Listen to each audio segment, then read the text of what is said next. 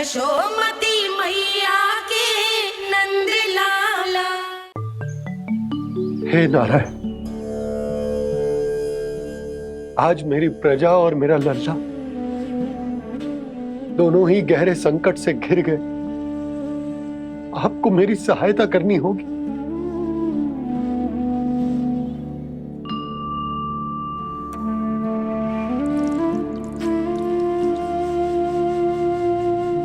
प्रभु, पिता होने का कर्तव्य मुझे एक दिशा में धकेल रहे है तो राजा होने का उत्तरदायित्व वो मुझे दूसरी दिशा में खींच रो। इस भीषण संकट में मैं क्या करूं? मैं इस संकट में अपनी प्रजा का साथ भी ना छोड़ सकता हूं और ना ही अपने लल्ला को उस नरभक्षी सिंह की मान में भेज सकता हूं। आप ही को इस समस्या का समाधान निकालना होगा। जय शालिग्राम मुझे मेरे मैया बाबा ने दिया था और उन्होंने कही थी कि जब भी कोई संकट आएगा ना प्रभु, तो इसके रूप में आप मेरा हाथ पकड़ लोगे और मुझे बताओगे कि क्या करना है, कैसे करना है। आज मुझे आपके मार्गदर्शन की आवश्यकता है प्रभु। मुझे मार्ग दिखाइए। बाबा और राजा होने की इस दुविधा में मैं बटा जा रहा हूं। मेरे इस धर्म की नौका जो झंझावात में फंस गई है, उसे पार लगाइए नारायण। रक्षा कीजिए नारायण।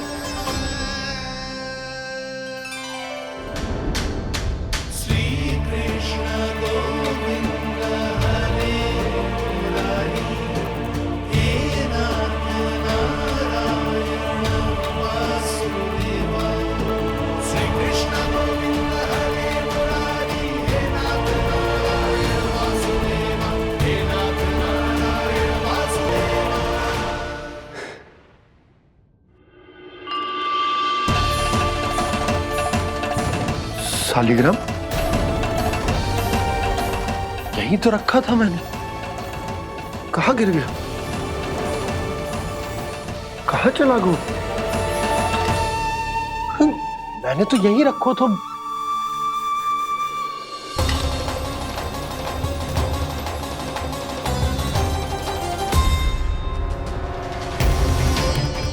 कान्हा, तू यहाँ क्या कर रहा है? शालिग्राम देखो तूने?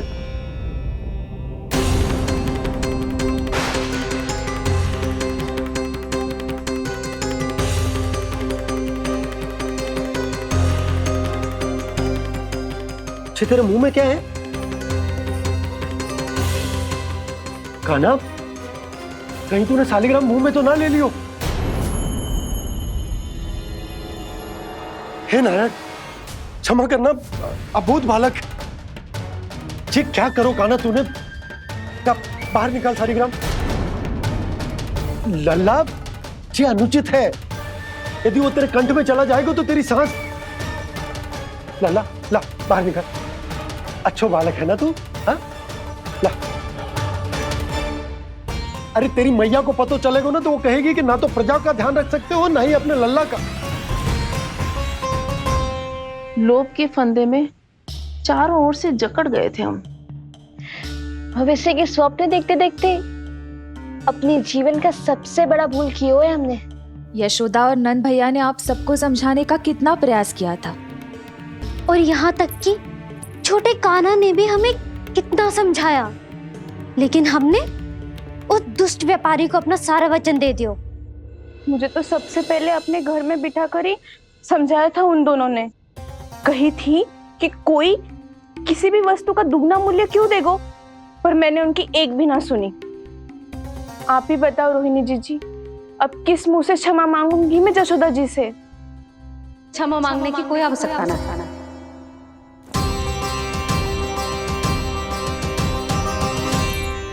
महत्वपूर्ण बात तो ये है कि तुम सबको अपनी भूल का आभास होगा और उसका पछतावा भी।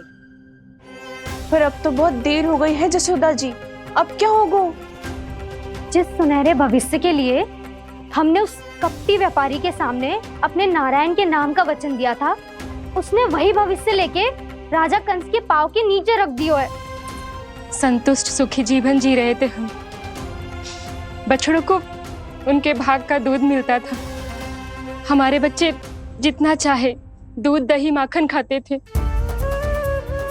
अब उनके मुंह का निवाला छीनकर उस दुष्ट कंस को देना पड़ेगा चिच्ची। ना, नारायण की कृपा से तेरी जसोदा जिज्जी के पास गैयों की कमी ना है।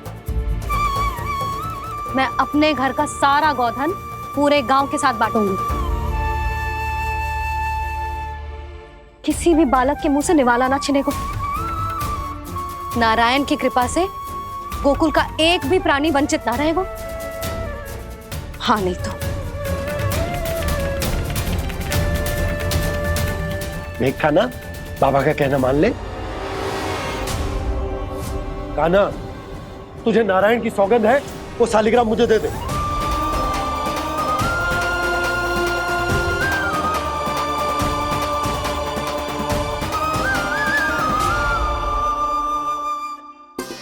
छे, क्या करो लल्ला तूने? ऐसे भी कोई कर तो है क्या लल्ला? मैं पहले से ही तुझे लेकर कितना चिंतित हूं। अच्छा पता है तुझे? क्षमा करना प्रभु।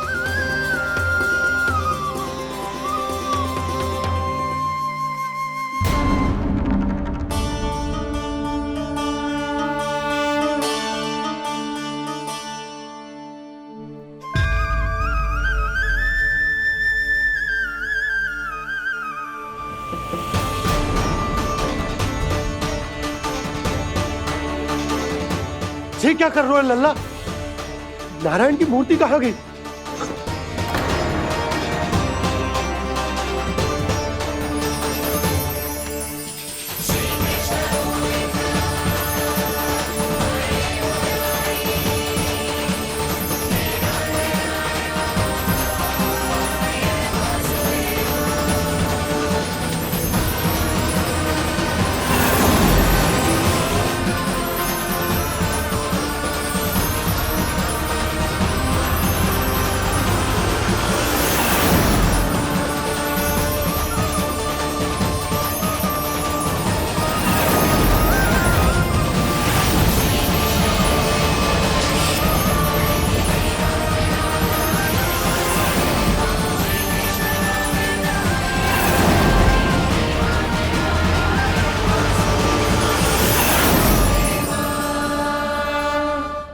मैंने ना कान्हा के मुंह में फिर से ब्रह्मांड देखो है।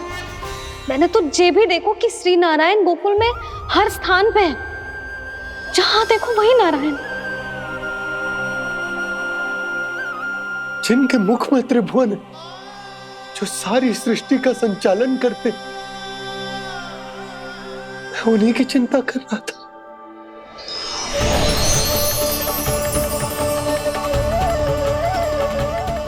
प्रभु, प्रभु, बाहर भी आप हैं और भीतर भी। मुझे क्षमा कर दो प्रभु, क्षमा कर दो। इस सांसारिक माया में आकर मैं भूल गया था, जिनके पास सारी समस्याओं का समाधान है, जो किसी भी संकट को क्षण भर में समाप्त कर सकते, वो तो मेरे सामने ही।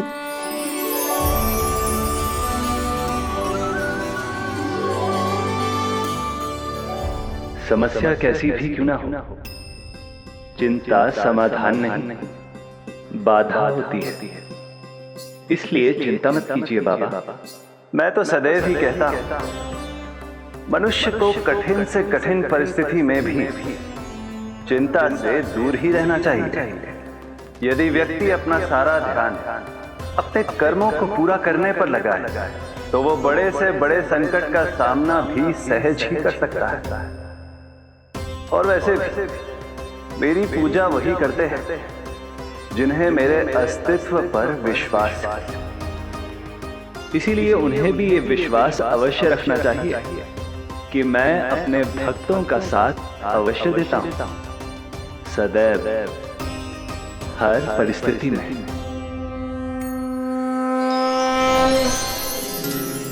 मैं आपके साथ ही हूँ बाबा।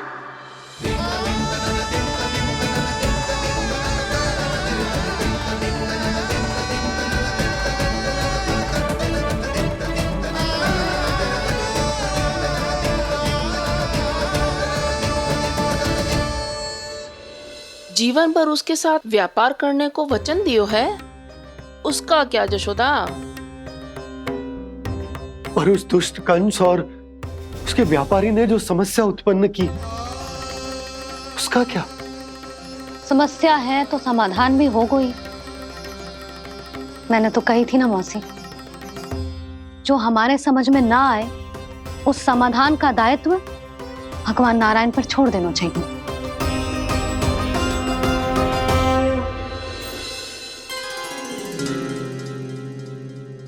ये देखो,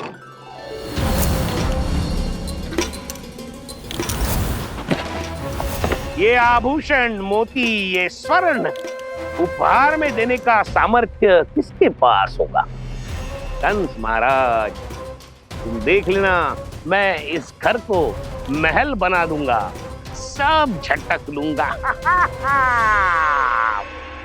कान्हा, तुम तो अंतर्यामी हो, सब जानते हो। बताओ ना, कैसे मैं गोकुलवासियों की सहायता करूं? कोई उपाय सुझाओ। तुम्हारी ये रहस्यमयी मुस्कान बता रही है कि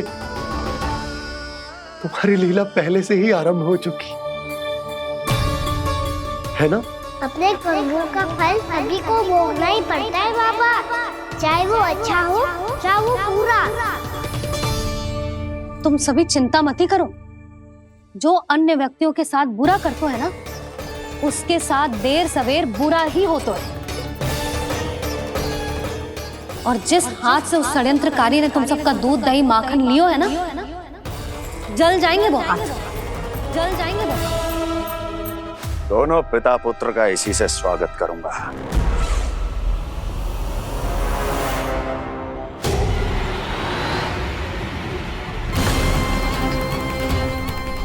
अचानक गदा में ताप कैसा? मेरे हाथ जल रहे हैं।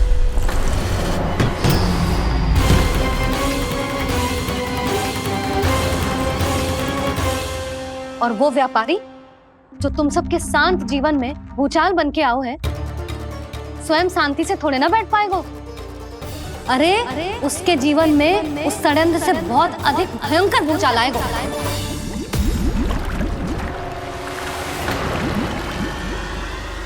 स्वामी, ये अपने आप कैसे उबलने लगा?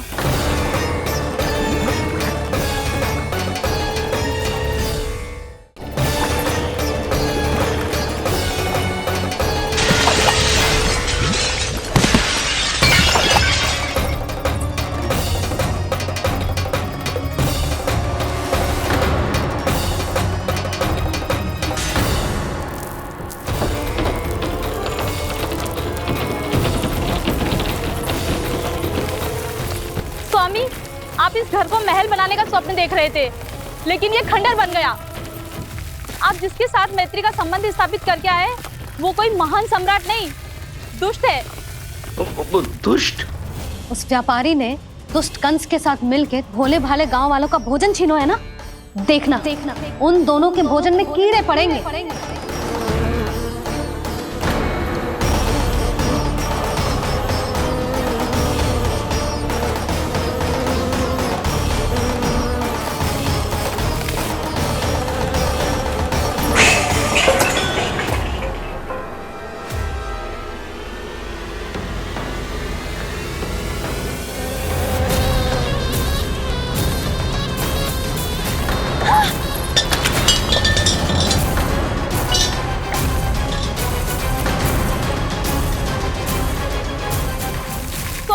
घर गया, जीविका का साधन गया, अब क्या जाएगा हमारा जीवन?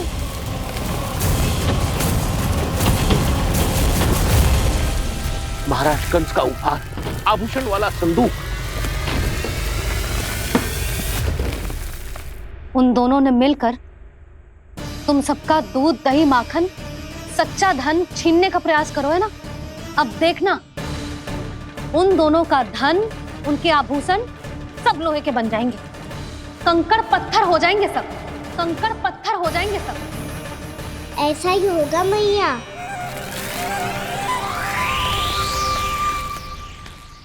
मेरे ग्राहक। लेकिन स्वामी, ये इतने क्रोध में क्यों दिखाई दे रहे हैं?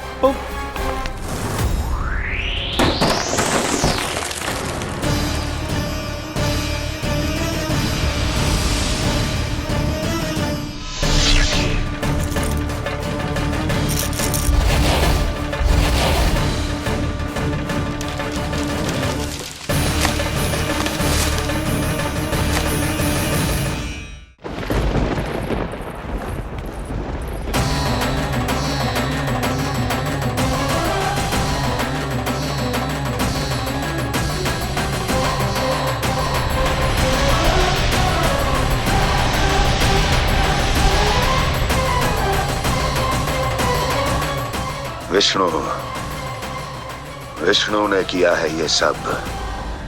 कंस ने जो किया है उसका दंड वो अवश्य भोगेगा, उसका दंड वो अवश्य भोगेगा, दंड वो अवश्य भोगेगा। किसने कहा ये? किसने कहा ये? किसने कहा? मैंने पूछा किसने कहा ये? तुम जिसे ढूंढ रहे हो वो मैं हूँ, विष्णु अवतार। क्या चाहता है तू? तुम्हारे युद्ध मुझसे था कंस, और मेरे भोले भाले भक्तों को अपने जाल में फंसाकर तुमने सारी सीमाएं पार कर दी। अब जब तक तुम गोकुल के ग्वालों को अनुचित प्रकार के अत्याचार से मुक्त नहीं कर देते, तुम्हारा और अन्य सभी षड्यंत्रकारियों का सामर्थ्य, वैभव, बल सब कुछ नष्ट होता चले जाएगा, और तब तक अपने पूर्व रूप में वापस नहीं आएगा जब तक तुम उन निर्दोषों को जीवन यापन का अधिकार लौटा नहीं देते।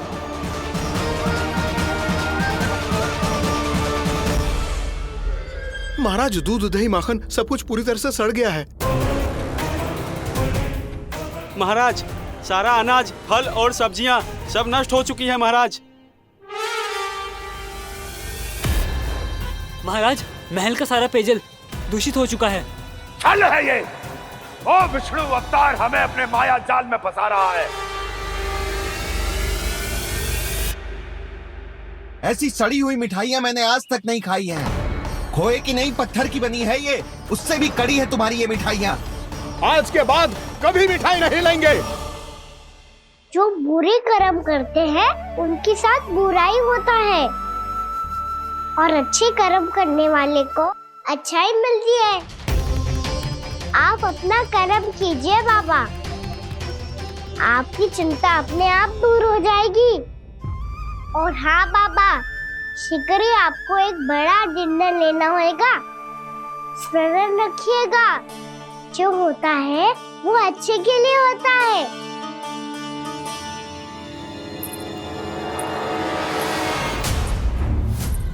बाबा, मैया आ रही है, क्या करूं?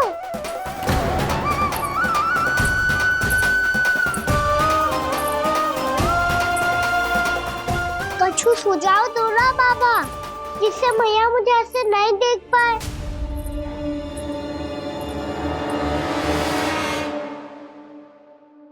सुनो जी, आपने पुकार लगाई थी क्या?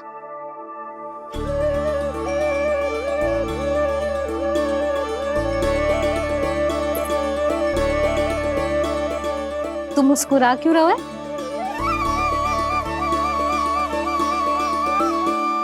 और आप भी बदले बदले से दिख रहे हो। पूजा करके तनिक शांति मिली ना? शांति ही नहीं यशोदा, प्रभु नारायण ने मुझे समस्या को समाधान भी दे दियो। मैं बस अपना कर्म करूंगा। कल कंस से मिलने मथुरा जाऊंगा मैं। उस दुष्ट अत्याचारी से मिलने जाओगे आप? ना ना, मैं आपको उससे मिलने ना दूंगी। देखो ना आपने कैसे हमारे गांव वालों को फंसाओ है उसने। अवश्य ही आपको भी उसी उद्देश्य से बुला रहा है। आप मुस्कुरा रहे हैं प्रभु? कुछ देर पहले ही तो मैया सभी को मुझ पर अर्थात श्री नारायण पर विश्वास करने की सीख देकर आई है। अब देखो स्वयं भी चिंता करी है ये। चिंता मत ही करो यशोदा, मुझे श्री नारायण किसी भी जाल में ना फंसने देंगे। वो तो यही है हमारे साथ। यही है, इसका क्या अर्थ है जी? तुमने कही थी ना कि तुमने उन्हें हर जगह देखो, हमारे घर में, गोकुल में, तो इसीलिए तुम चिंता ना करो, मुझे अपना कर्तव्य करने दो। कल भोर होते ही मैं मथुरा निकल जाऊंगा। पता तो चले वो हमसे चाहतो क्या है।